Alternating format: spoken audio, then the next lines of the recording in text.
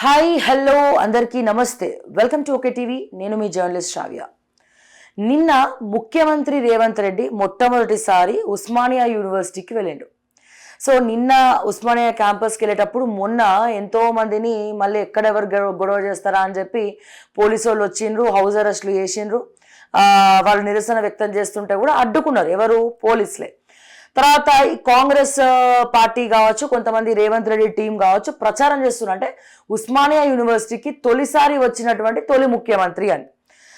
దానికి తోడు రేవంత్ రెడ్డి గారు ఏం మాట్లాడినారు నిన్న? నేను మళ్ళా డిసెంబర్ అనేది నాకు ఇష్టమైన మాసము, ఉస్మానియా యూనివర్సిటీలో మీకు ఏం కావాలో చెప్పండి. అసలు పోలీసులకు చెప్పిండు, అంటే మీరు పోలీసులు ఎవరు కూడా క్యాంపస్లో కనబడదు నేను వస్తే. వాళ్ళు ఏమంటారండి, నిరసన అనేది వాళ్ళ స్వేచ్ఛ, అది ఇదని చెప్పి ఎన్నో మాటలు మాట్లాడిండ్రు. సో రాష్ట్రంలో జరుగుతున్నటువంటి కొన్ని చర్చల పట్ల, కొన్ని సంఘటనల పట్ల అసలు ఏం జరుగుతుంది తెలంగాణలో, ముఖ్యమంత్రికి ఏమైంది, ఈ అంశం మీద మనతో మాట్లాడడానికి బక్కా జడ్సన్ గారు ఉన్నారు. మరి ఆయన మాటలను తెలుసుకుందాం. సార్ నమస్తే, ఎలా ఉన్నారు? సో ఏంటి, రేవంత్ రెడ్డి గారు ఉస్మానియా యూనివర్సిటీ మీద చాలా ప్రేమ చూపిస్తూ ఉన్నారు, దేనికోసం అనుకుంటున్నారు? ఇప్పుడు హైదరాబాద్ సెంట్రల్ యూనివర్సిటీలో రాహుల్ గాంధీ గారు దీక్ష చేశారు. ఏదో భూములు బాగున్నాయి కదా అని రేవంత్ రెడ్డి దాని మీద కన్నేసింది. ఏకంగా ఆ భూములే అమ్మకానికి పెట్టినాయి. దానికి సుప్రీంకోర్టు ఇన్వాల్వ్ అయ్యి ఆ భూములు కాపాడి చీఫ్ సెక్రటరీ మొత్తం ఆభాసు పాలైపోయిన పరిస్థితి. సేమ్ ఈరోజు హైదరాబాద్ యూనివర్సిటీ ఏదైతే మన హైదరాబాద్కు మాణిక్యంగా ఉన్నటువంటి ఉస్మానియా యూనివర్సిటీలో ఆయన నిన్న స్పీచ్ విన్నా. అదంతా విన్నాక నాకు అనిపించింది ఏంటంటే, రాత్రి వీడియో కూడా చేసిన, ఒక అందులో విజ్ఞానులు ఉంటారు, ఒక విజ్ఞానులకు అజ్ఞాని స్పీచ్ ఇచ్చినట్టు ఆ అజ్ఞాని స్పీచ్కు విజ్ఞానులు సప్పట్లు కొట్టింది అనుకున్నా. కానీ అలా విజ్ఞానులు ఎవరు ఉన్నారని చెప్పి నేను మొత్తం చూసిన. ముందు వరుసల వేం నరేందర్ రెడ్డి ప్రభుత్వం, ప్రొఫెసర్లు కాదు, టీచర్లు కాదు, స్టూడెంట్ లీడర్లు కాదు, వేం నరేందర్ రెడ్డి, అద్దెకి దయాకర్, ఆయన సతీమణి బల్మూరు వెంకట్, వాళ్ళంతా వెనుక లైన్లకి వెళ్ళి మొత్తము కాంగ్రెస్ పార్టీ ఖైరతాబాద్ కార్యకర్తలు. నేను ఒక 100 మందికి ర్యాండమ్ ఫోన్లు కొట్టిన పొద్దుగాలకి, నువ్వు పోయినావు 100 మంది పోయి నిలబడ్డారు. గాంధీ భవన్లో జరగాల్సిన కాంగ్రెస్ కార్యకర్తల మీటింగ్ ఉస్మానియా యూనివర్సిటీలో అయింది. అసలు స్టూడెంట్స్ లేరు. ఇక అక్కడ మొత్తం పోలీసులను పెట్టి ఇలా కాంగ్రెస్ కార్యకర్తల మీటింగ్ జరగబోతుంది, మీరు ఎవరికి ఎంట్రీ లేదు, మీరు ఎవరికి పోనీకి లేదు, మీరు ఎవరు ఇది లేదు. అక్కడ స్పెషల్ గెస్ట్ గా వైస్ ఛాన్సలర్ గారు కూర్చుంటారు. ఇక కొంతమంది స్పెషల్ అపియరెన్స్ వాళ్ళకు మాత్రం అనుమతి, ఎవరికి అనుమతి లేదు అనే తీరుగా నిన్న పోలీసులు వ్యవహరించారు. ఎవరిని పోలేదు, అందరినీ అక్కడ అడ్డుకున్నారు. పోనీ మరి ఏమన్నా ఇప్పుడు ఇందాక మీరు ఇంట్రడక్షన్లో చెప్పినట్టుగా లేదు నేను ఈసారి వస్తా, 100 కోట్ల రూపాయలు ఇస్తా, నన్ను నిరసన చెప్పుకుని తెలుపు, అదేదో నిన్ననే చెప్పేది ఉండే, అది వాళ్ళ హక్కు అని. అదే హక్కు అని నిన్న తెలియదా? నేను మళ్ళీ సంవత్సరానికి వచ్చేది లేదు, నేను ముఖ్యమంత్రిగా ఉండేది లేదు, నేను మళ్ళీ పాడేది లేదు అనే టైప్లా ఈరోజు నువ్వు ఎడ్యుకేషన్ మినిస్టర్ 1.5 year ఉన్నావు. నువ్వు వచ్చేటప్పుడు నిన్ననే ఒక 100 కోట్లు, 200 కోట్లు, ఒక 1000 కోట్లు దానికి ప్రకటించిపోతే ఎంత బాగుండేది. లేకుంటే మన ఉస్మానియా యూనివర్సిటీకి కొత్త స్టాఫ్ ఎంతమంది ఉన్నారు వాళ్ళని కూడా మేము ఖాళీలు మొత్తం నియమిస్తామని చెప్పి ఎందుకనలే. ఇలా పనిచేస్తున్న కాంట్రాక్ట్ ఉద్యోగులందరినీ మేము క్రమబద్ధీకరిస్తామని చెప్పి ఎందుకనలే. తర్వాత చేస్తామనేది ఎందుకు? తర్వాత చేస్తుంటే లంగమాటలు అన్నట్టే. ఇప్పుడే చేస్తారు, ఇప్పుడే చేస్తుండు అని అంటే అది నమ్మశక్యంగా ఉండేది, జనాలు నమ్మేటోళ్ళు. ఈరోజు అన్ని అబద్ధాలు. మళ్ళీ అక్కడ పోయినాక ఇంకోటి ప్రొఫెసర్ కోదండరామ్ అంట తెలంగాణ తలపులు అడిగినట్టు కోదండరాము ఎమ్మెల్సీ కుట్ర చేసి సుప్రీంకోర్టు కూడా పిక్కారు. అంటే సుప్రీంకోర్టు అంటే అంత చులకన ఎందుకు? సుప్రీంకోర్టు గతసారి కూడా ఒకసారి హేళనగా మాట్లాడితే మొట్టకాయలు వేసింది. ఇవాళ కూడా నువ్వు అదే ధోరణి కొనసాగించి సుప్రీంకోర్టు గురించి ఏది అన్యాయంగా కోదండరామ్ అనేటువంటి తీసిండ్రు, ఒక ప్రశ్నించే గొంతును అని చెప్పి చెప్పిండ్రు. ఆయన ఎక్కడ ప్రశ్నించిండు, ఎవరి గురించి మాట్లాడిండు, ఎక్కడ ఎవరి కోసం కొట్లాడిండు? ఆయన కానీ తీర్మాన్ మల్లె కానీ ఉన్న ఎమ్మెల్సీలు ఎవరి కోసం మాట్లాడిండ్రు? ఈరోజు 29వ జీవో గురించి మాట్లాడలే, 46వ జీవో గురించి మాట్లాడలే, గ్రూప్ 1 విద్యార్థులు రోడ్లపైకి ఎక్కి మాట్లాడలే, వాళ్ళ సిలబస్ మారుస్తే మాట్లాడలే, హైడ్రా ఇండ్లు గులగొడుతుంటే మాట్లాడలే, లగచర్ల భూమి గుంజుకుంటుంటే మాట్లాడలే, ఈరోజు అక్రమ నిర్మాణాలు చెరువులలో కుంటలల్లో జరుగుతుంటే ఈరోజు ఇయాటి వరకు కోదండరామ్ అనేటోడు మాట్లాడలే. మరి ఎందుకో నేను ఎన్నిసార్లు ఎలగొడితే అన్నిసార్లు పంపుతా అని చెప్పేసి మాట్లాడుతున్నట్టే ఈ ముఖ్యమంత్రి గురించి ఏమనుకోవాలి, ఎవరు ఏమనుకోవాలి. ఈరోజు ఇంకొక మాట మాట్లాడినాక ఒక దళితుడిని వైస్ ఛాన్సలర్ చేసిన అని చెప్పి చెప్తాను. ఎగ్జాక్ట్లీ అర్థమైందా? నీవు వైస్ ఛాన్సలర్ చేసినావంటే ఖచ్చితంగా ఏదో ఒక యూనివర్సిటీ ఎవరో ఒకరికి ఇవ్వాల్సిందే, అది తప్పది. వైస్ ఛాన్సలర్ గతంలో కిరణ్ కుమార్ రెడ్డి ముఖ్యమంత్రి ఉన్నప్పుడు, అప్పుడున్న ఎడ్యుకేషన్ మినిస్టర్ దామోదర నరసింహ ఉన్నప్పుడు మన వరంగల్ వెంకటరత్నం గారిని ఎస్సీ ఫస్ట్ టైం అక్కడ అపాయింట్మెంట్ చేసిండ్రు వెంకటరత్నం గారిని. ప్రోటీన్ పద్ధతి తర్వాత ఇక్కడ చేయాల్సింది. నువ్వు గొప్పగా నువ్వు చేసింది ఏమున్నది? ఎస్సీ ఎస్టీ బ్యాక్లాగ్ పోస్టులు చేసి నేను ఒక 1000 మందికి నౌకర్లు ఇచ్చినానంటే దాన్ని ఏమన్నా హర్షించేది దగ్గర. కాబట్టి నిన్న పసలేని మీటింగు, అది కాంగ్రెస్ కార్యకర్తల మీటింగ్ కానీ ఉస్మానియా యూనివర్సిటీ మీటింగ్ కాదు. గాంధీ భవన్లో జరగాల్సిన మీటింగ్ ఉస్మానియా ఆడిటోరియంలో జరిగింది. అయితే సార్ మొన్నటికి మొన్న మనం పేపర్లో కూడా చూసే ఉంటాము, ఓయూలో కొత్త కోర్సులు లేవు. అంటే ఓయూలో చాలా ప్రాబ్లమ్స్ ఉన్నాయి. యాక్చువల్గా ముఖ్యమంత్రి స్థాయి వ్యక్తి వెళ్ళినప్పుడు అన్ని ప్రాబ్లమ్స్ గురించి తెలుసుకోవాలి ఆయన స్థాయికి. అంటే ఆ కుర్చీ హోదా అట్లాంటిది. సో అంటే వైస్ ఛాన్సలర్ కావచ్చు, ఓయూలో ఉన్నటువంటి కొంతమంది ప్రోటోకాల్ బండ్ల కోసము లెటర్స్ రాస్తున్నారు, కార్లు కావాలని చెప్పి. కానీ కొత్త కోర్సులు మాత్రం లేదు. కొత్త కోర్సులు పెట్టమని అడిగితే ఫ్యాకల్టీ లేదు, ఇప్పుడు పెట్టడం కష్టం అని చెప్పి డైరెక్ట్గా నోటీస్ ఇచ్చినారట. మరి దీని గురించి ఎందుకు మాట్లాడట్లేదు ఎవరు? ఇప్పుడు ఉస్మానియా యూనివర్సిటీ కట్టించింది ఎవరు? నిజాం సర్కారు కట్టించింది. ఎవరైతే మీరు రజాకర్ అని చెప్పి అంటారో, ఎవరైతే నిత్యం ఆయన పేరు అడ్డం పెట్టుకొని రాజకీయాలు చేస్తారో, ఎవరి పేరైతే మన ఎంఐఎం వాళ్ళు కూడా ఆయన కట్టిన యూనివర్సిటీని ఆయన పేరు ఎప్పుడు జ్ఞాపకం చేయరు. ఆయన ఒక మహాన్ భావుడు, ఆయన కట్టిండు. అంటే మీరు ఎవరికైతే విలన్గా చూస్తారో, ఎవరినైతే విలన్ అని చిత్రీకరిస్తారో అటువంటి వ్యక్తి అనేకమైన అంతర్జాతీయ స్థాయిలో ఉండాల్సిన కోర్సులను తీసుకొని వచ్చి ఈరోజు ఇక్కడ ఉస్మానియా యూనివర్సిటీలో పెట్టి ఆయన ముందుకు నడిపించండి. ఇవాళ మీరేం చేస్తుండ్రు? వచ్చిన వాళ్ళు భూములు ఎట్లా అమ్ముకోవాలి, ఏడ కబ్జాలు చేయాలి, ఏడ మింగియాలి. గత ప్రభుత్వం వాళ్ళు చేసిండ్రు, చేస్తే మేము కొంత వరకు ఆపే ప్రయత్నం చేసినాం. మళ్ళీ ఇప్పుడు కూడా ఆ ప్రయత్నం కూడా కొనసాగుతుంది. ఈరోజు ఆక్స్ఫర్డ్ యూనివర్సిటీ స్థాయిలో నేను తీసుకుపోతా అని చెప్పేసి నిన్న పేకిండు. ఆక్స్ఫర్డ్ యూనివర్సిటీ తీసుకుపోవాలంటే ఆక్స్ఫర్డ్లో యూనివర్సిటీలో ఉన్న కోర్సులు అయితే నువ్వు పెట్టాలి కదా. నీకు ఏ కోర్సు పెట్టాలనుకుంటున్నావు? ఎన్ని కోర్సులు ఉన్నాయి అక్కడ? ఇంట్లో చాలా మంది తెలియదు. అలా ఫారెన్సిక్ కూడా ఉన్నది మన దాంట్లో. ఉస్మానియా యూనివర్సిటీ ఫారెన్సిక్ 2 జాగాలు ఉన్నాయి. ఒకటి గుజరాత్లో ఉన్నది, ఇంకోటి ఓయూలో ఉన్నది, అంత పెద్దది. కాబట్టి ఈరోజు దాన్ని ఆ ఉన్న కోర్సులను డెవలప్ చేయకుండా దాదాపు ఒక 1400 మంది మైనస్ స్టాఫ్తోని ఈరోజు యూనివర్సిటీలు నడుస్తున్నాయి. అదే మన దగ్గర యూనివర్సిటీలు 1400 స్టాఫ్ మైనస్తోని ఈరోజు నడుస్తున్నాయి.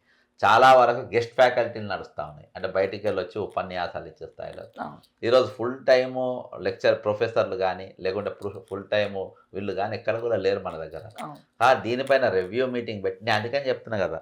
ఇప్పుడు నిన్న ఉస్మానియా యూనివర్సిటీకి విద్యార్థులతోని, ప్రొఫెసర్లతోని, కాంట్రాక్టు లెక్చరర్లు ఎవరైతే వాళ్ళతోని నువ్వు లోపల రానిచ్చి మీటింగ్ పెట్టేది ఉంటే దాని వాస్తవం అనేది బయటకు వచ్చు. నువ్వు పెట్టుకుంది కాంగ్రెస్ పార్టీ మీటింగు, అలా నేను దయాకర్ని ఎమ్మెల్సీలు చేసిన, ఇక నెక్స్ట్ కోదండరామ్ని ఎమ్మెల్సీ చేస్తే కూడా వీకిండ్రు, కానీ ఎట్లన్నా మళ్ళీ కూడా చేస్తాను నేను ఆయనను అని ఇవి చెప్పని కాదు కదా.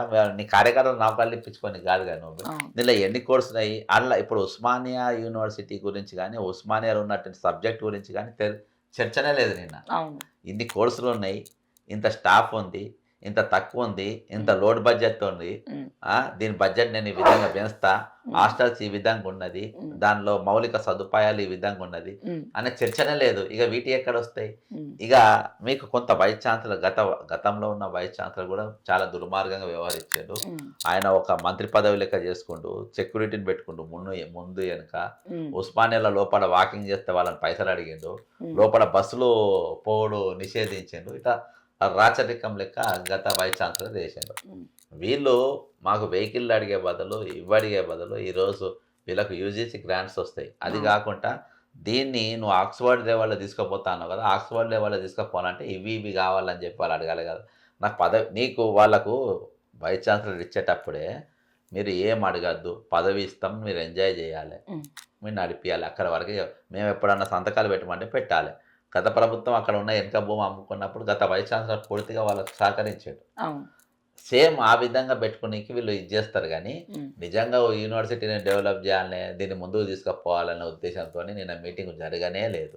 ఆ ఆలోచన కూడా వాళ్ళకి లేదు. దానిపైన రివ్యూ మీటింగే జరగలేదు. ఉమ్. దాని మీద ఒక రీప్రజెంటేషన్ కూడా ఇప్పుడు ఎవరికైనా తీసుకోలేదు. ఒక్క పోలీస్ కూడా కనబడద్దు, నేను డిసెంబర్లో వస్తా, డిసెంబర్ అంటే నాకు చాలా ఇష్టం, ఒక్క పోలీస్ కూడా కనబడద్దు, ఇది ప్రజాస్వామ్యం, వాళ్ళకి హక్కు ఉన్నది, మాట్లాడే వాక్ స్వతంత్రం ఇద్దామని చెప్పి మాట్లాడిండు కదా రేవంత్ రెడ్డి గారు. వస్తారని నమ్మకం ఉందా? డిసెంబర్లోనే నిజంగానే వచ్చి వాళ్ళ సమస్యలన్నీ తీర్చేసి పోతాడా? వరాలు ఇస్తాడట కదా. ఇప్పుడు అప్పుడు వచ్చేది వేరే, నిన్నేం చేసినావు అది చెప్పరాదు. అప్పటికప్పుడే పోలీసులు వెళ్ళిపోనంటే వెళ్ళిపోతారు కదా. అంతే, అప్పటిది ఎందుకు? నిన్నటి చెప్పు. నేను ఒక రీప్రజెంటేషన్ తీసుకున్నావా స్టూడెంట్స్కి వెళ్ళి, ఒక స్టాఫ్కి వెళ్ళి మీ బాధ ఏందో మాకు చెప్పండి అని ఒక ఇద్దరితో మాట్లాడిచ్చినావా? లేదు, ఏం లేదు. నిన్న జరిగింది వచ్చేది రేపటికి ఎవరు? రేపటి దాకా నువ్వు డిసెంబర్ దాకా నువ్వు ముఖ్యమంత్రి ఉంటావా లేదా అనే గ్యారెంటీ కూడా లేదు. లేదు. కాబట్టి అవన్నీ కూడా ట్రాష్. అది నేను పదే చెప్తున్నా. నేను మొత్తం టోటల్ మీటింగ్ అబ్జర్వ్ చేసిన. ఖైరతాబాద్కి వెళ్ళి హైదరాబాద్ సిటీ వాళ్ళు మొత్తం నేను మీటింగ్లో కూర్చుంటాను. కార్యకర్తలు మొత్తం గాంధీ భవన్లో జరగాల్సిన కాంగ్రెస్ పార్టీ కార్యకర్తల మీటింగ్ అక్కడ జరిగింది. ఆడ ఒకరికి నౌకరు, దయాకర్కు నౌకరు ఉంది, కోదండరాంకు నౌకరు లేదన్న ఎజెండా పైన మీటింగ్ నడిచింది. ఇక ఆయనకు తెలిసిన సోదంతా చెప్పి సోది కొట్టిండు. ఇక సోది తప్ప చేయలేదు. ఫైనల్గా నేను ఆ టైటిల్కి ఏం పెట్టినానంటే విజ్ఞానుల మీటింగ్కు అజ్ఞాని ప్రసంగం. విజ్ఞానుల మీటింగ్ కు అజ్ఞాని ప్రసంగం. అంతే, బాగుంది సార్. ఇంకొకటి, రాష్ట్రంలో ఒక అంశం మీద తీవ్ర చర్చ జరుగుతోంది.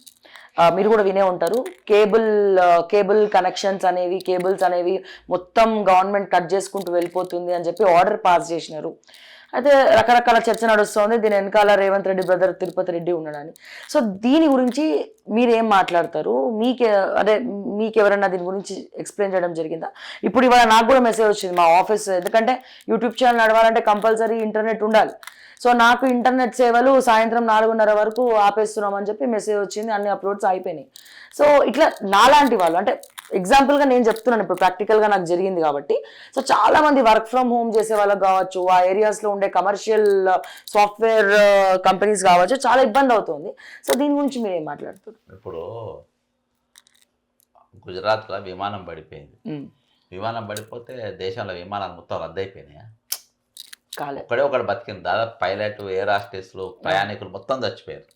చచ్చిపోతే ఆగిపోయినాయి, విమానాలు ఆగిపోయినాయి, ఆగలేదు, నడుస్తుంది. మీరు కృష్ణాష్టమి రోజు ఈ కేబుల్ల వల్ల దీనివల్ల ఏదో ఇదైపోయి యాక్సిడెంట్ వల్ల కొంతమంది చనిపోయారు. దాన్ని అడ్డం పెట్టుకొని ఇదే మోక చలో మొత్తం ఊడవీకాడు. వెనక సెటిల్మెంట్ మాట్లాడుకోవాలి, దందాలు చేయాలి, మాకు కమిషన్లు ఇవ్వాలి, మాకు షేర్లు ఇవ్వాలి, దాని మీదనే చర్చ జరుగుతుంది. ఇప్పుడు నేను ప్రధానంగా పొద్దుగాల నాకు కేబుల్ ఆపరేటర్ ఫోన్ చేశాడు. వాళ్ళకు 3-4 సంఘాలు ఉన్నాయి. వాళ్ళ సంఘాలు ఏం గాడిదలా కాదు, గాయనిక సంఘాలు. మీటింగ్లు పెడతారు, ఎంతో అంత మెంబర్షిప్ కూడా వసూలు చేస్తారు. వాళ్ళ సంఘాలు ఎందుకు నిరసన తెలుపలే? సంఘాలు ఎందుకు రోడ్డు మీదకి రాలే? నాది ఇంకో పాయింట్. ఇంకోటి ఏంటనంటే, ఈరోజు మీరు వాటి వల్ల యాక్సిడెంట్ జరుగుతున్నాయి అన్నప్పుడు మీరు ప్రివెంట్ చేయాలి. దాన్ని ఇది జరగకుంటే ఏం చేయాలి? పట్టి విక్రమార్క గారు కరెంటు పని చేస్తారు. నా కరెంటు పన్ను నువ్వు మంత్రి రాగానే, మంత్రి అయినా ఉప ముఖ్యమంత్రి అయినా, గతంలో ఎక్కడెక్కడ ఏవి ఇర్రెగ్యులారిటీస్ ఉన్నాయి, ఎక్కడెక్కడ అక్రమాలు జరుగుతున్నాయి, ఎక్కడెక్కడ తప్పుగా నడుస్తున్నాయి, అవి సరైన మార్గంలో మీరు జరుపుకోవాలి అని చెప్పి వాళ్ళకు నోటీస్ ఇవ్వాలి. నోటీస్ ఇచ్చినావా? ఇవ్వలేదు.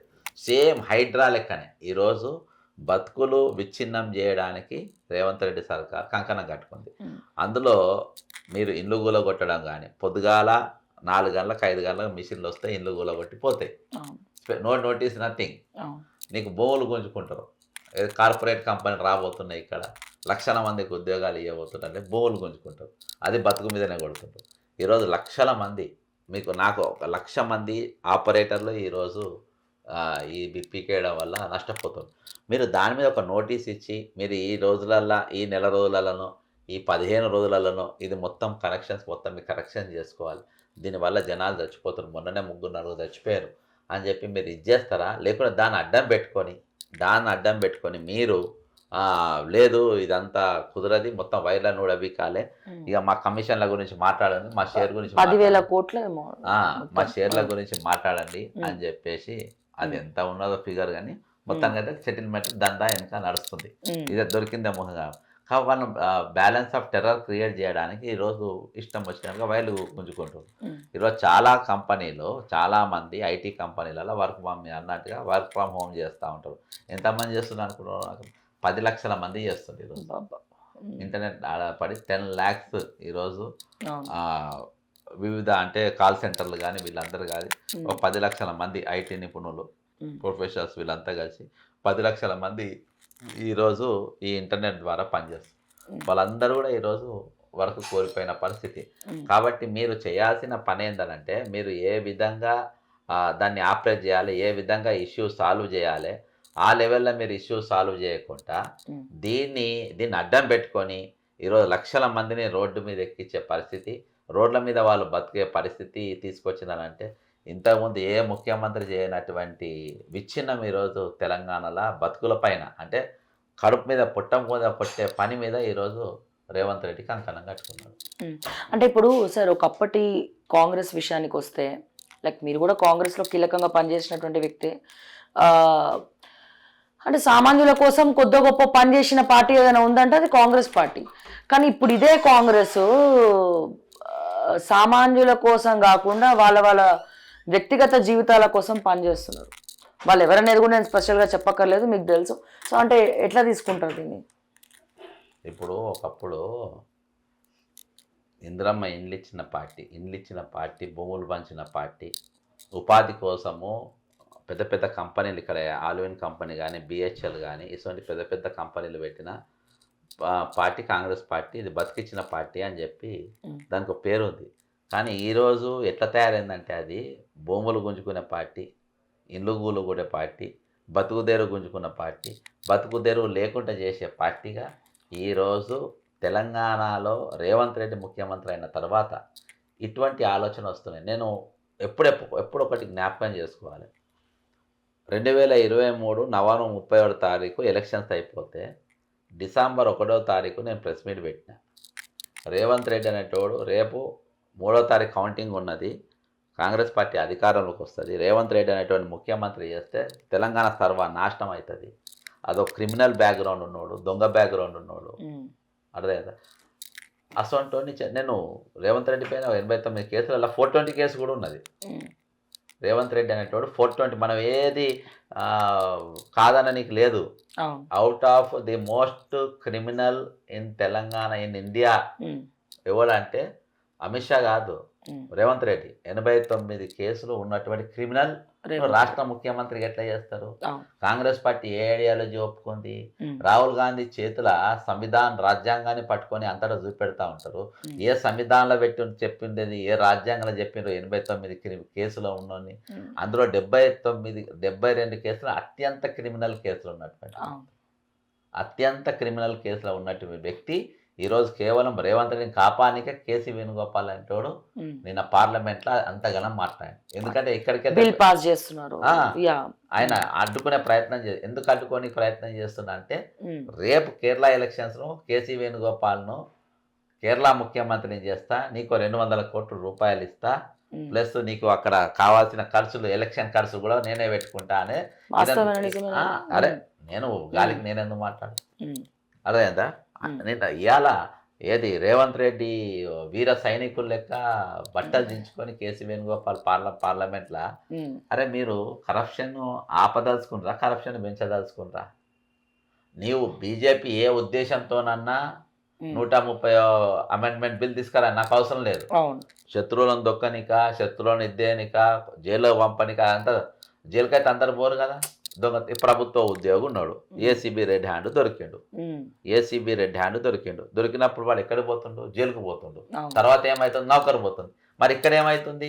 కాంగ్రెస్ పార్టీ ఏం చేస్తుంది?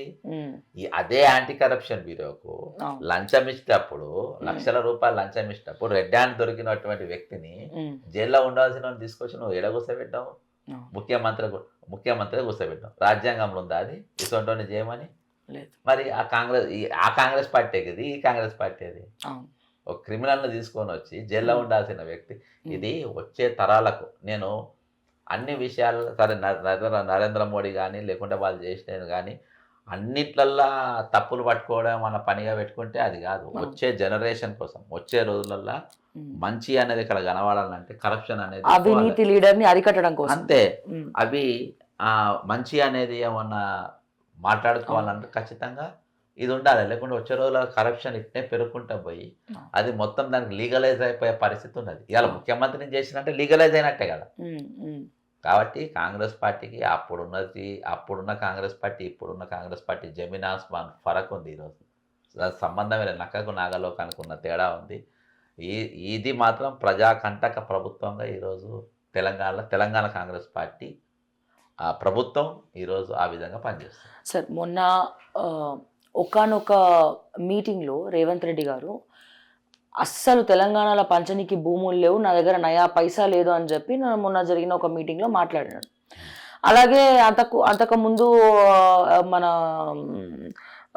ఏమంటారు ఈ క్రెడాయికి సంబంధించిన దాంట్లో నాకు ఇంగ్లీష్ రాదు, English is a communication of language, అమెరికాలో బాత్రూమ్ గడినోడు కూడా ఇంగ్లీష్ మాట్లాడతారు అన్నాడు. సో రోజుకొక ఆయన ఎక్కడ ఏ మీటింగ్కి పోయినా రోజు ఒక బాంబు వెలుస్తున్నాడు, ఒక కొత్త సబ్జెక్ట్ మీద ఏదో మాట్లాడుతున్నాడు.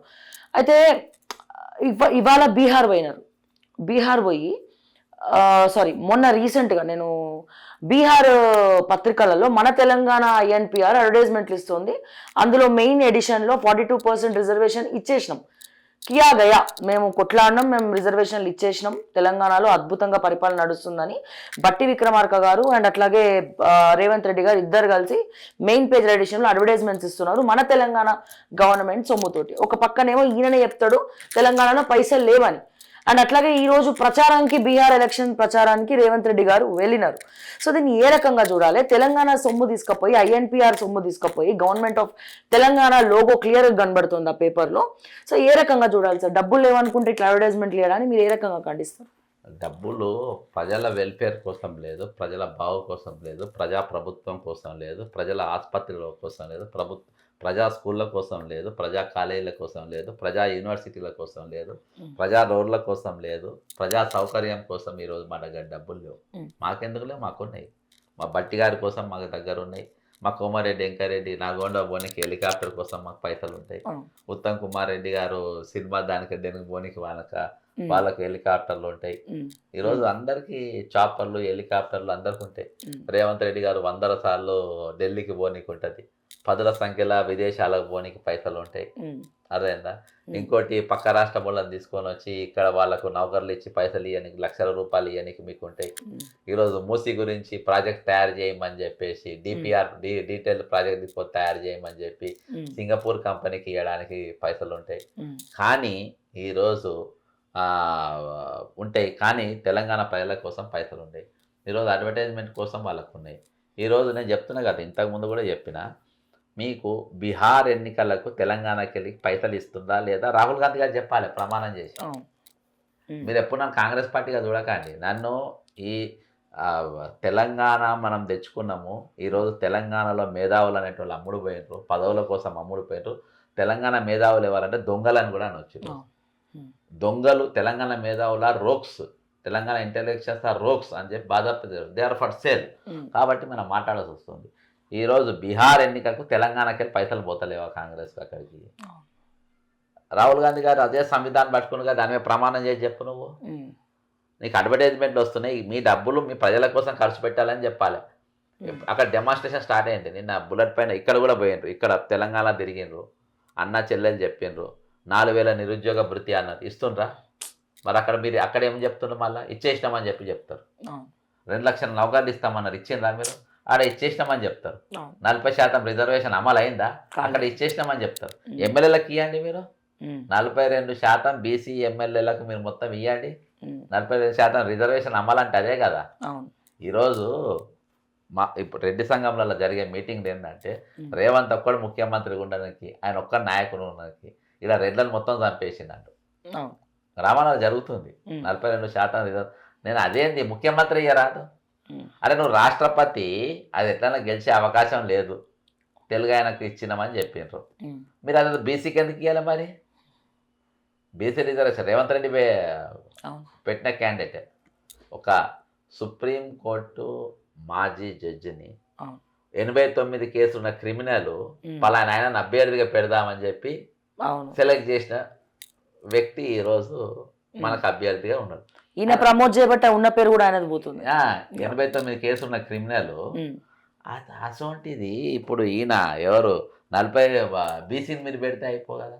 ఉమ్, కాబట్టి ఈరోజు చెప్పే బీహార్లో జరుగుతుంది ఒకటి, అక్కడ మళ్ళీ ఈవెంట్ మేనేజ్మెంట్ మొదలైంది ఇక. ఉమ్, బైక్ ర్యాలీలు, ఆ ర్యాలీలు, ఈ ర్యాలీలు, అబద్ధాలు, మోసాలు, దగా. ఉమ్, ఇక్కడ అయిపోగానే ఎక్కడ ఎలక్షన్స్ ఉంటే ఆ ఎలక్షన్స్ ఈవెంట్ మేనేజ్మెంట్ స్టార్ట్. ఇక ఇది మొక్కన కూడా చూడరు. ఉమ్, మళ్ళీ ఎన్నికలకు దిగుతారు, మళ్ళా కథలు చెప్తారు. ఉమ్, ఉమ్, అదేనా మళ్ళా కథలు చెప్తారు. ఉమ్, కాబట్టి మాకు మీరు ఇంట్రడక్షన్లో చెప్పిన కాంగ్రెస్ పార్టీలో మేము 34 ఏళ్ళు ఉన్నా కానీ ఉమ్, కాంగ్రెస్ పార్టీ తప్పు చేసినప్పుడు ఏలెత్తి చూపించే పరిస్థితి కూడా ఉంటుంది. ఉమ్, బీజేపీ 131 అమెండ్మెంట్ యాంటీ కరప్షన్కు ఒక బిల్లు తీసుకొని వస్తుండనంటే దాన్ని హర్షం వ్యక్తపరిచేసే పరిస్థితి కూడా ఉంటుంది. అవును. మంచికి ఉంటుంది, మంచికి మంచి అంటాం, చెడుకు చెడు అంటాం. కానీ అది తెలంగాణకు కానీ దేశానికి కానీ మేలు చేసేది అయి ఉండాలి. ఉమ్, మీరు తప్పులు చేస్తుంటే మొయ్యానికి ఇక్కడ ఏం లేవు. ఈరోజు తెలంగాణ సంపద 1000% బీహార్కు పోతుంది, కేరళకు పోతుంది. అవును. కేసీ వేణుగోపాల్ అందుకనే బట్టలు తెచ్చుకుంటారు. రేపు అక్కడ పెట్టే ప్రతి పైసా తెలంగాణ పైసలు. ఉమ్, ఈరోజు తెలంగాణ పేదరికం ఏం లేదు. ఉమ్, తెలంగాణ ఎప్పటికీ ధనిక రాష్ట్రమే. అవును. కానీ ఇసొంటి వాళ్ళు దోచుకోవడం. కావాలని తెలంగాణను పేదరికం నూకే కుట్ర ఉమ్, తెలంగాణ ఏర్పడ్డ నాటి నుండి నేటి వరకు అది జరుగుతూనే ఉంది, జరుగుతుంది ఇంకా. సార్ ఇంకోటి సార్ ఫైనల్గా మొన్న రీసెంట్గా ఇందాక మన టాపిక్లో కూడా వచ్చింది. యాక్చువల్గా నేను కూడా అక్కడికి వెళ్ళడం జరిగింది. రామంతపూర్లో ఈ ఊరేగింపులో ఎల్కేబి వైర్ వేలాడుతుండడము, ఆ తీగ వాళ్ళ మీద పడ్డము, 5గురు అక్కడికక్కడే చనిపోవడం జరిగింది. అండ్ ఇంకొంతమంది గాయాలైనాయి. సో గాంధీ హాస్పిటల్కి జిల్లా మంత్రి దుద్దిల శ్రీధర్ బాబు కాబట్టి గాంధీ హాస్పిటల్ వెళ్ళిండు. వాళ్ళు ఒక చనిపోయిన కుటుంబానికి 5 లక్షలు అంటే 5 లక్షలు జతగట్టి ఇప్పటివరకు ఇంకా చెక్ చేయలేదు, బట్ ప్రకటించి వెళ్ళిపోయినాడు.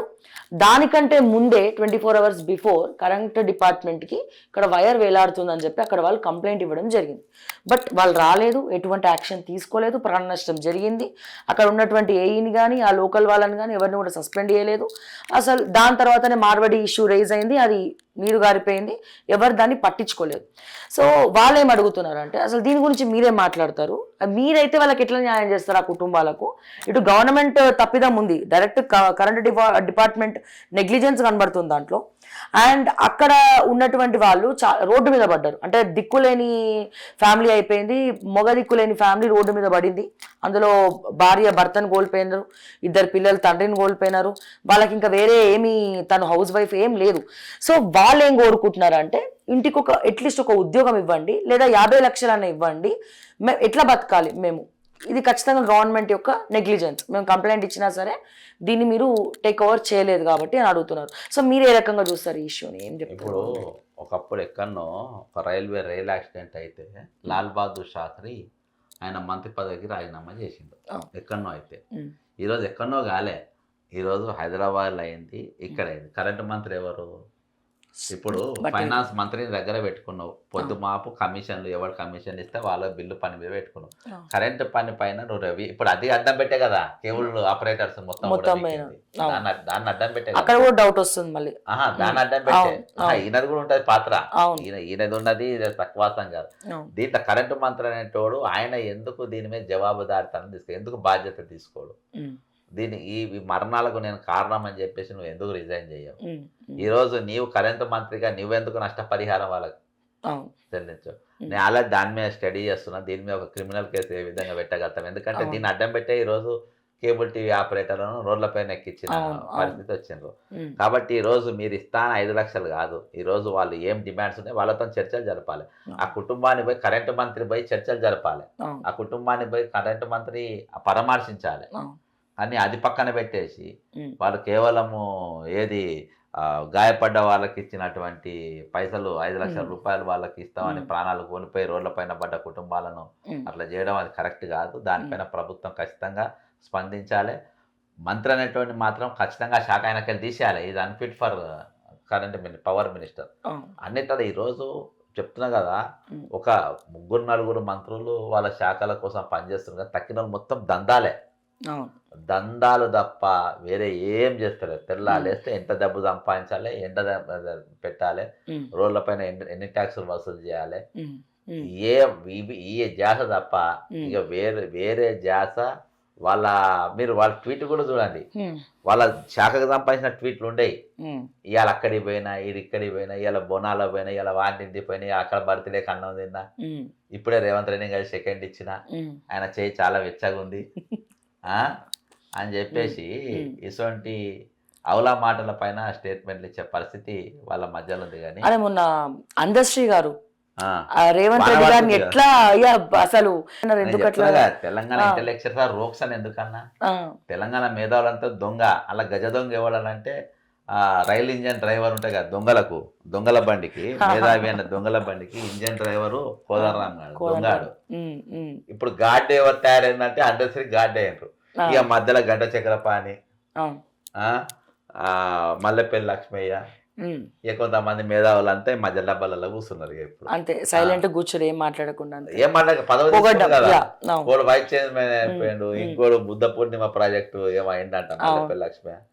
ఈయన కండశ్రీకి పోటీ ఇచ్చే ఇక మధ్య తక్కిన వాళ్ళంతా మేధావులు మధ్యలో భోగిలలో కూర్చొని ఇక జగన్ అన్న రేవంత్ రెడ్డి జిందాబాద్ అనుకుంటా వాళ్ళ స్లోగన్లు ఇచ్చుకుంటా తిరుగుతుంది.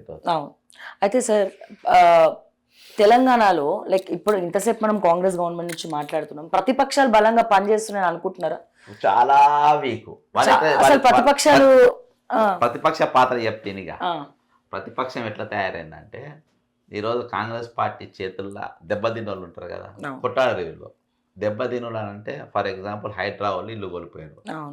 ఆ ఇల్లు కోల్పోయిన చాటలు వేసుకుంటారు, చాట వేసుకుంటారు. ఆ చాటలు వేసుకొని జనాన్ని చూపించుకుంటా హంటర్తో కొట్టుకుంటా అడుక్కుంటారు. అదేందా?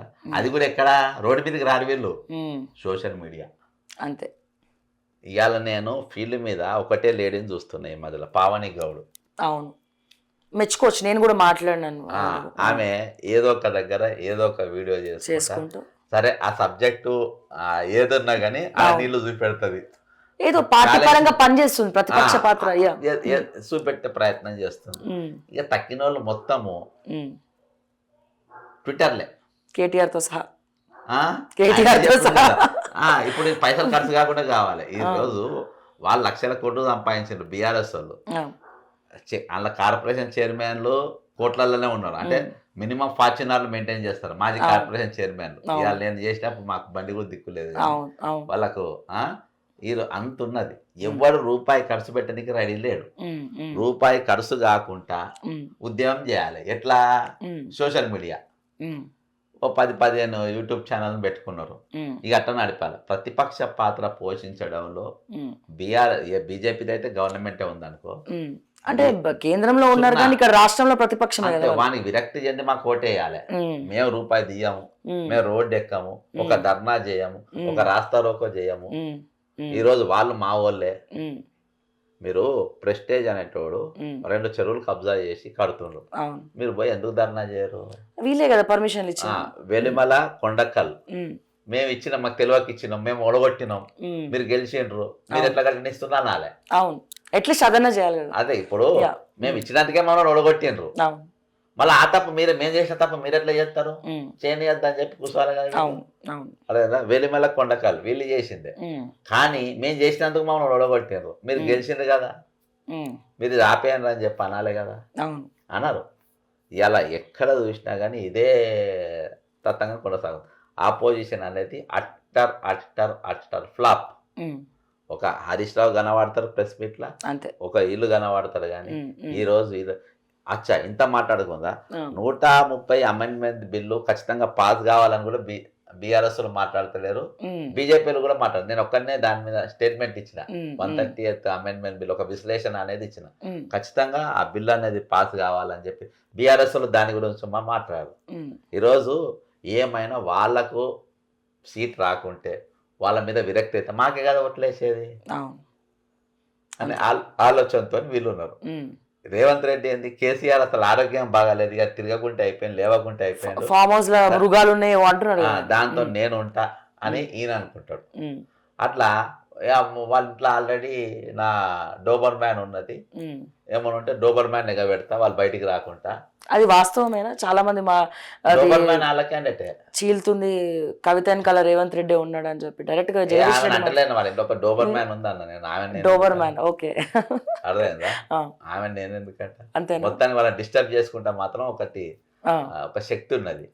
కాబట్టి ఆ శక్తిని అడ్డం పెట్టి వాళ్ళని డిస్టర్బ్ చేస్తానే ఆలోచనతో ఉన్నారు. అట్లా ప్రతిపక్షం అనేది తన పాత్రను పూర్తిగా కోల్పోయింది కాబట్టి ఈరోజు మనోత్సవం వంటి వాళ్ళు యాక్టివ్గా ఉండాల్సిన పరిస్థితి ఉంది, ఫెయిల్ అయిపోయింది. సార్ ఇంకోటి అంటే మీరు ఈ సబ్జెక్ట్ గురించి మీరు మాట్లాడరు కానీ పాపం కవిత పదవి ఊడిపోయింది కదా. ఇప్పుడు ఆ సింగరేణికి సంబంధించిన అధ్యక్ష పదవి తీసుకెళ్లి కొప్పుల ఈశ్వర్ గారికి ఇవ్వడం జరిగింది. ఒకసారి అమెరికా వెళ్ళినాక పేపర్ లీక్ అయింది, సారీ మన లెటర్ లీక్ అయింది. ఇంకోసారి అమెరికా వెళ్ళగానే పదవి బీకేషన్ కేటీఆర్ అని చెప్పి తను కూడా తన మీద కుట్రలు చేస్తున్నారని మాట్లాడుతూ ఉన్నారు. సో కవిత ప్లస్ మైనసా బీఆర్ఎస్ పార్టీకి? రాష్ట్రానికే మైనస్, పక్క రాష్ట్రానికే మైనస్ అంటారు. మరి జాగృతి తన పార్టీ ఇప్పుడు జాయినింగ్స్ ఇవన్నీ కూడా వేస్టేనా ఇట్లా? ఇప్పుడు ఫస్ట్ కవిత గురించి మాట్లాడుకోవాలంటే ఆత్మగౌరవం గురించి మాట్లాడాలి. తెలంగాణ ఆత్మగౌరవం అనేది తీసుకుపోయి ఢిల్లీ లిక్కర్ కేసులో రోడ్ పైన పెట్టి అమ్మింది. ప్రపంచం మొత్తం చూసింది, అమ్మింది. ఈరోజు బీఆర్ఎస్ ప్రభుత్వం యొక్క ప్రతిష్ట కానీ లేకుంటే కల్వకుంట్ల కుటుంబ ప్రతిష్ట కానీ అంటే గౌరవం కానీ ఉన్నా లేకున్నా మిగిలింది ఎంత మిగిలితే అంత. తెలంగాణ ప్రతిష్ట కానీ నువ్వు ఢిల్లీ నడివీధులలో అమ్మినవా లేదా? మహిళల గౌరవం అని నువ్వు అమ్మినవా లేదా? మరి అటువంటి దాన్ని ఇంకా పొలిటికల్ ఎట్టిస్తారు నువ్వు? ఏ రోజైతే అవి వచ్చినాయో ఇమ్మీడియట్గా జైలు కొట్టేయాలి. ఈరోజు ఆమె రేవంత్ రెడ్డి డైరెక్షన్లో పనిచేస్తుందని చెప్పి మీకు నేను దాదాపు 3-4 ఏళ్ళ కిందకి వెళ్ళి ప్రభుత్వం రాకముందు కూడా చెప్పిన. రేవంత్ రెడ్డి ఈమె ఒకటి మొన్న బీఆర్ఎస్ సంబంధించిన ఒక జర్నలిస్టు నాతోని అరే కవితకు బెయిల్ ఇప్పించిందే సీఎం రమేష్ అబ్బా అని చెప్తే అప్పుడు నవ్వుకున్నట. మొన్న చెప్తుండు నువ్వు చెప్పినావు అన్న, నేను నమ్మలేదు, నేను నవ్వుకున్నా, కానీ ఇప్పుడు నాకు కన్ఫామ్ అయిపోయింది సీఎం రమేషే ఏడిపించిందని. రేవంత్ రెడ్డి ఏడిపించా అంటే అరే బాబు జైలుకు పోకుండా కూడా ట్రై చేసిండ్రు. జైలుకు ఆమెను పంపింది బీజేపీ కోపం మీద పంపలేదు. కేజ్రీవాల్ జైలుకు పోవాలంటే ముందు ఈమె పోవాలి. సెమీఫైనల్ ఆడినాకనే కదా ఫైనల్ ఆడేది. సెమీఫైనల్ ఈమె జైలుకు పోవాలి కాబట్టి కేజ్రీవాల్ జైలుకు పోవాలంటే పోవాలి కాబట్టి పంపిండ్రు. పంపి ఆయనను అరెస్ట్ చేసిండ్రు. తర్వాత ఈమెకు బెయిల్ ఇచ్చిండ్రు. అంతేగాని ఈమెను పంపాలనేది కాదు. ఈమె పనిచేస్తున్న డైరెక్షన్ అంతా వాళ్ళ డైరెక్షన్ లో పనిచేస్తుంది, జరుగుతుంది. ఈ రోజు ఆమె గవర్నమెంట్ ప్యారలల్ గా ఆమె ప్రభుత్వం నడుస్తుంది, మామూలుగా నడుస్తుంది. ప్రతి సెటిల్మెంట్ లో పాత్ర ఉన్నది ఆమె. ఆమె రేవంత్ రెడ్డి ఇద్దరు ఒకటి, వాళ్ళ దోపిడీ ఒకటి. ఈరోజు వీళ్ళను ఏ టైం కన్నా ఆమె పార్టీలోకి వెళ్ళి బయటికి రాదు. బీఆర్ఎస్ క్యాడర్తో టచ్లో ఉంటుంది. బీఆర్ఎస్ ఓటు చీల్చే ప్రయత్నం కవిత బ్రహ్మాండంగా చేస్తారు. కానీ కవిత ఎంబడి వీళ్ళు ఎవరు ఓట్లేగా బీఆర్ఎస్ నాయకులు, మెయిన్ లీడర్స్ అందరు బీఆర్ఎస్ లోనే ఉన్నారు. టికెట్ రాని వాళ్ళంతా పోతారు కదా, పోతారంటారు. సెకండ్ క్యాడర్ రేపు టికెట్లు అడిగేటోళ్ళు ఉంటారు. టికెట్ రాని వాళ్ళు ఆటోమేటిక్ నేను టికెట్లు ఇస్తారా అంటది. టికెట్లు ఇస్తారా అయిపోయి అంటే అంత వర్కౌట్ అయితే అంటారా? జాగృతి ముందర ఎలక్షన్స్ లో నెక్స్ట్ 5-10 వేలు ఓట్లు చీల్చడానికి ఏమున్నది అంతే అంటారు. 5-10 ఓళ్ళు ఇగో ఇంకా రాజకీయాలకు 2 ఏళ్ళ టైం ఉంది. 2 years లా చాలా చేంజెస్ ఉంటాయి. అయితే మొత్తానికి మంచి పని చేశారా బీఆర్ఎస్ కవితను పక్కన పెట్టి, లేకపోతే ఏమనుకుంటున్నారు? మీ ఒపీనియన్ ఏంటి? బీఆర్ఎస్ కవిత ఒక కాదు, ఈ రోజు కరప్షన్ లో ముఖ్య పాత్ర పోషించినటువంటి అందరినీ కూడా పక్కన పెట్టాలి. మీరు దేనికోసం అయితే పనిచేసినారో, మీరు 10 ఏళ్ళు చేసిన అక్రమాలకు ప్రజలు మీకు లెసన్ చెప్పిండ్రు, చేసిండ్రు. మరి దాంతో మీరు పశ్చాత్తాపడి ఇకనైనా మేము నిజమైన వీళ్ళను మేము గుర్తిస్తాం, తెలంగాణ కోసం మేము కమిట్మెంట్తో పనిచేస్తాం, రోడ్లపైకి ఎక్కుతాం అనేది మీరు ఏమైనా మార్పు మీ దాంట్లో వచ్చి ఇంకా చాలా మందిని తీసేయాలి. 50% ఎవరైతే మంత్రులుగా పనిచేసి ఇష్టానుసారంగా వ్యవహరించిన వాళ్ళందరూ కూడా పక్కన పడేయాల్సిన అవసరం ఉంది. అధ్యక్షులు కూడా మార్చాలి, జిల్లా స్థాయి తీసుకొచ్చి కొత్త జిల్లా స్థాయి రాష్ట్ర స్థాయిలో రక్షణ జరగాలి. జరిగి చేస్తే కొంచెం ఏమైనా బాగుపడుతుండొచ్చు. కానీ ఆజాన్ టుడే మాత్రము వాళ్ళ పరిస్థితి ఏం బాగాలేదు. వాళ్ళు అనుకుంటున్నారు బాగుంది. నేను చెప్పినా కదా, అంత పెద్ద బీఆర్ఎస్ లా ఒక పావని గౌడ్ అంటే ఒక ఆమె కనబడుతుందని ఎంత గౌరవం చెప్తాను. కాంగ్రెస్ సోషల్ మీడియా కూడా పావని గౌడ్ ని ట్రోల్ చేస్తుందంటే అర్థం ఏంటి? తను ఒక్కతే మాట్లాడుతుందని కదా. అంతే. బీజేపీలో ఆమె కనబడతాయి, మాధవిలత. అంతే. ఇక వీళ్ళు ఎలా కనబడతారు? ఎవరందరూ అంత ప్రశ్నించే గొంతుకలు అంతా సైలెంట్. అంతే. సరే వీళ్ళు అదే ఆమె ధర్మం కోసం అని నిలబడుతుంది. అవును. ఈమె మా పార్టీ చేసింది, మా కేసీఆర్ చేసింది అని ఈమె చేస్తుంది కదా. అవును. అంతేగాని ఎవరు పని చేస్తుంది చెప్పు, ఏడ కనబడతాం? ఎక్కడ లేదు. సో ఫైనల్గా ఏం చెప్తారు మీరు తెలంగాణ పబ్లిక్కి ప్రస్తుత పరిస్థితి గురించి? ఇప్పుడైతే తెలంగాణ ప్రజలైతే అంట్రెస్ట్గా ఉన్నారు. వాళ్ళు మేము తప్పు చేసినామని చెప్పుకుంటారు. ప్రభుత్వానికి రైతులు దూరం అయినరు. ఈరోజు లగిచెర్ల భూబాధితులు అసలు దూరం అయిపోయినరు. ఈరోజు విద్యార్థులు దూరం అయిపోయినరు, నిరుద్యోగులు దూరం అయిపోయినరు, తాజాగా ఇండ్లు కోల్పోయిన దూరం అయిపోయినారు, తాజాగా కేబుల్ ఆపరేటర్లు కూడా దూరం అయిపోయినారు. సినిమా ఇండస్ట్రీ అయితే ఎప్పుడో కొంచెం అయిపోయింది. చిన్న పిల్ల జమీందార్ లెక్క కూర్చోను, నాకు పెద్ద కుర్చీ, నేను కాలు మీద కాలేసుకొని కూర్చొని అవును ఫోటో ట్రోల్ అవుతుంది. ఈ కాలు నాదే, ఈ కాలు ఐటమ్ రాజాగాను సీఎంలు అయితే గట్టిగా ఉంటుంది. సో ఎప్పుడైనా మేము ఇంత అంటే ఒక రాజ్యాంగం గురించి కానీ, ఒక సబ్జెక్ట్ గురించి కానీ, ఒక ఆర్టికల్స్ గురించి కానీ చదివినప్పుడు ముఖ్యమంత్రి చైర్ అనేది ఎంత పవర్ఫుల్ మాకు తెలుసు. మేము సివిక్స్ చదివినాం, మళ్ళీ గవర్నర్ చైర్. అసోంటిది ఈ క్యాండిడేట్ అనేటోడు అలా కూర్చున్న తర్వాత దాని వాల్యూ పోయింది. చీఫ్ మినిస్టర్ కాదు, చీఫ్ మినిస్టర్, చీఫ్ మినిస్టర్. ఆయన కావాలనే కాలు మీద కాలు వేసుకుంటాడు, కావాలనే ఆ పెద్ద కుర్చీ చేసుకుంటాడు, కావాలనే నాకు అత్యంత చూడమంటుండు. అర్థమైందా? పాత తేజాబ్ సినిమా ఉండే, అలా లోటియా పఠాన్ అని ఒకడు ఉండేది. అదేందా సేమ్ లోటియా పఠాన్ గా లెక్క చేస్తున్నాం.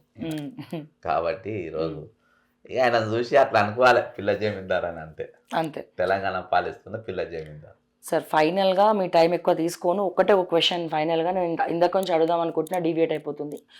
42% రిజర్వేషన్ ఢిల్లీకి వెళ్ళింది కాంగ్రెస్ పార్టీ, అక్కడ కొట్లాడినరు. పాపం మోడీ కూడా ఇప్పుడు యాంటీ అయిపోయిందంట, వ్యక్తిగతంగా రేవంత్ రెడ్డి నన్ను దూషిస్తున్నాడని. అది వేరే విషయం. 42% రిజర్వేషన్ వీళ్ళు అక్కడ ఆమోద ముద్ర గవర్నమెంట్ తెలపట్లేదు కాబట్టి పార్టీ పరంగా ఇవ్వాలని చెప్పి కాంగ్రెస్ పార్టీ మరి రాష్ట్రంలో చర్చలు జరుపుతూ ఉంది. సో అది వర్కౌట్ అవుతుందా 40% రిజర్వేషన్ అనేది? దీంట్లో ఏమన్నా మళ్ళీ ఎమ్మెల్యేలు కూడా ఇవ్వాలి, ఎమ్మెల్యేలు ఇవ్వాలి, ముఖ్యమంత్రి పదవి బీసీకి ఇవ్వాలి. కేవలం పంచాయతీ తోటి అయిపోద్దు. ఫస్ట్ పైనకెళ్ళి మొదలు పెట్టు, రేవంత్కి వెళ్ళి మొదలు పెడదాం. రేవంత్ కూర్చే ఫస్ట్ త్యాగం చేయాలి.